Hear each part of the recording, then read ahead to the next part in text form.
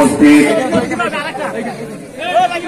বিভিন্ন দলের সকল নেতাকর্মী, বিশেষ করে বিএনপি, জামাত ইসলাম সহ আরো অন্যান্য সকল দলের সকল নেতৃবৃন্দ, উপস্থিত আজকের এই বিশাল আয়োজনের যারা আয়োজন করেছে সেই সকল আয়োজকবৃন্দ এবং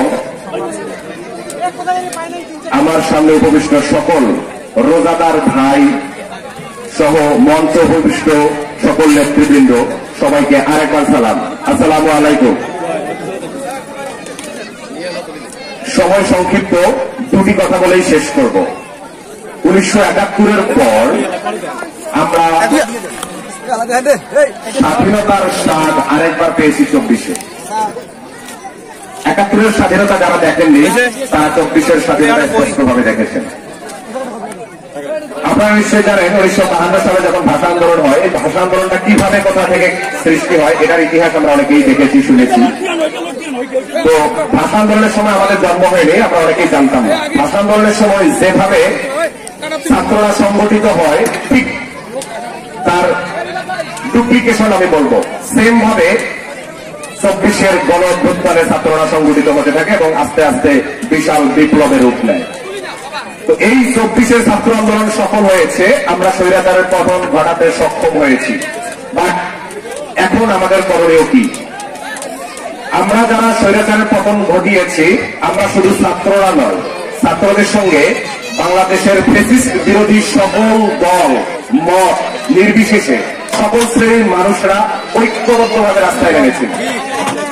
ঠিক তেমনই ভাবে যদি আজকের এই বাংলাদেশে আমরা সকল দলের নেতৃবৃন্দ, কর্মীবৃন্দ এবং সকল দলমত নির্বিশেষে সকল ব্যক্তিবৃন্দ আমরা একসঙ্গে থেকে হাতে হাত রেখে ইউনিটি বজায় রেখে ঐক্যবদ্ধ হয়ে বাংলাদেশের প্রত্যেকটা স্তরে কাজ করতে পারি, তাহলে আমাদের সত্যিকারের সংস্কার সম্ভব। এজন্য আমি প্রথমে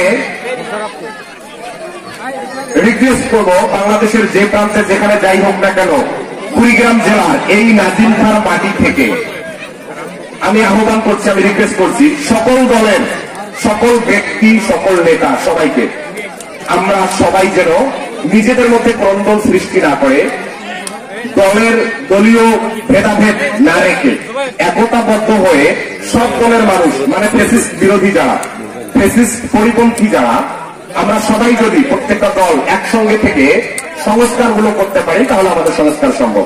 কোন কোন জায়গায় আমাদের সংস্কারগুলো দরকার, এবং সঙ্গে আমি আরেকটা পয়েন্ট অ্যাড করবো, সেটা হচ্ছে বাংলাদেশ নতুন যে রাজনৈতিক দলের উদ্ভব ঘটেছে, জাতীয় নাগরিক পার্টি, এই নাগরিক পার্টি সহ অন্যান্য সকল দলের সহমতে যে কাজগুলো করণীয়, যে সংস্কারগুলো প্রয়োজন।